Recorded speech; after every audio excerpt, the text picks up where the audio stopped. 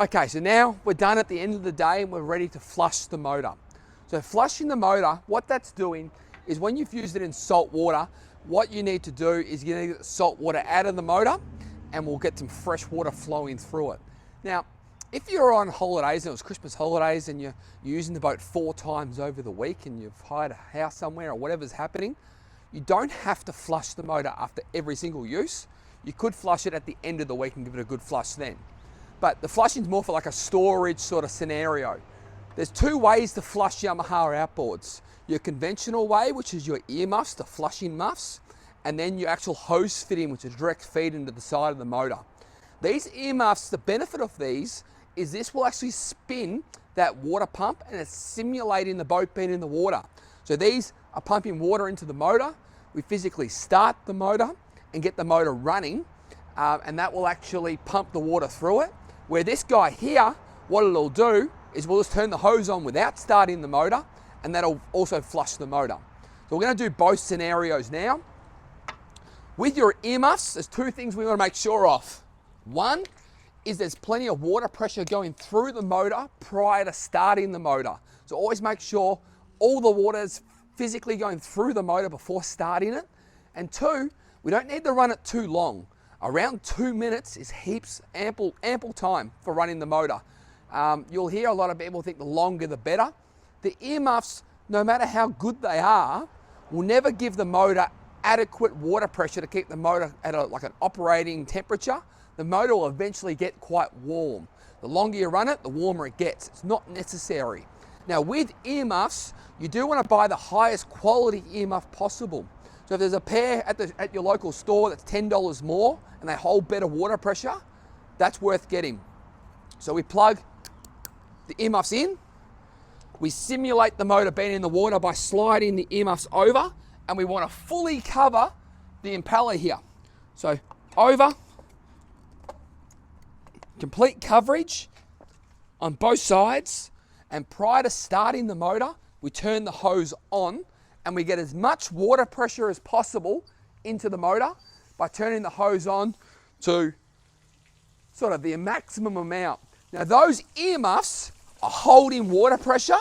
The cheaper ones, all the water will be falling down the side and there'll be minimal amount actually going through the motor. So now that we're happy with our connection, we're going to physically start the motor.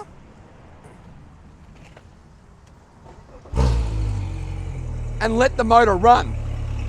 Once the motor's running, we want to see water come out of this telltale here. There we go. That means the motor's going in, the water's going in, going through the motor and coming back out. If there's no water coming out of your telltale, you typically have insufficient water pressure and you're not getting enough water to keep the motor cool whatsoever. So we do want to make sure that the water's coming out of the telltale, and we're just going to let it run for around 2 minutes. Once we've done that 2 minute sort of scenario, motor off first, then we'll turn off the hose. Now, if you don't have enough water pressure, you might even find your overheat warning might start beeping, your gauges might start beeping. If that's the case, turn it off and speak to your local service advisor to find out what will be best for you moving forward. That's flushing the motor. I'll turn the motor back off and turn off the hose.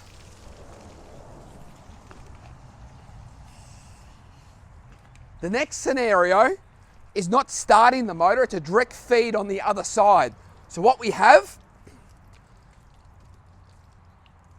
is next to the trim button that we had is a little thread here. We want to unscrew this. Now while I'm doing this, in both scenarios, we need to make sure the motor's in a level running position before starting it. We don't really want to flush the motor when it's still in a towing position. We want to make sure that the motor's nice and level and it's in an operating sort of position for all the motor to be running properly. This screws in here. What I like to do is the warmer the motor is, the more effective this one actually works. But when I get home, I like to hose the boat down first and get all the boat prepared to be washed. So I wash down the windscreen, wash down the trailer and all that sort of gear and get all that as good as I can. Then what I'll do is connect my hose into here. And once I've got my hose in, then I can prepare the water. which plugs into here. Turn the hose on.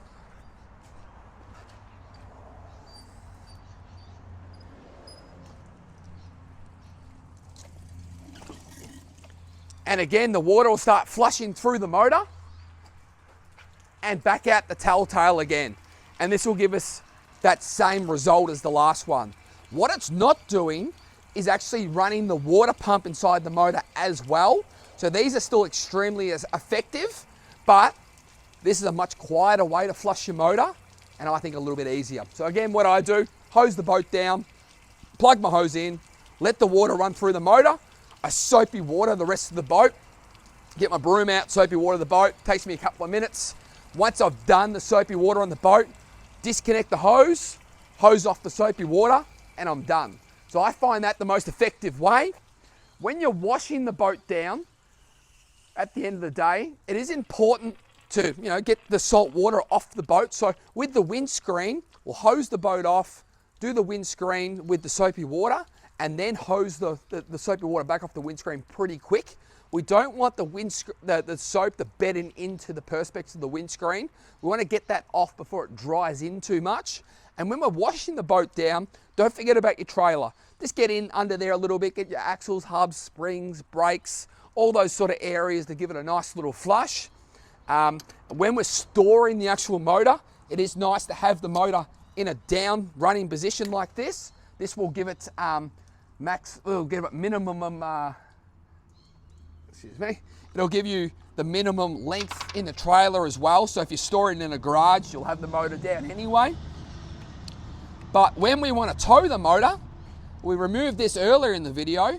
What we do is we trim the motor back up.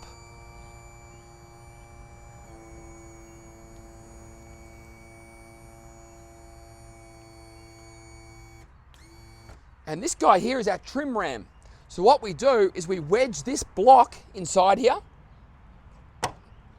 and then gently trim down until that trim ram has a little bit of connection and tension. And that will hold the motor in a towing position. So I hope that helps. That should give you a good rundown on what you're going to go through when you pick up your boat from Streaker Marine. And obviously we'll go through all sorts of things and teach you as much as we possibly can. The other advantage you have from buying a boat from us is we're also in a position where we take you out in the water. So once we pick up the boat here from our showroom, we'll actually take you down to the water and put all this into practice and teach you how to launch, retrieve, park the boat, use your sounder, do all those things actually one-on-one out in the water as well. So again, thank you for watching the video. And if you have any questions, please leave a comment or contact us through our showroom.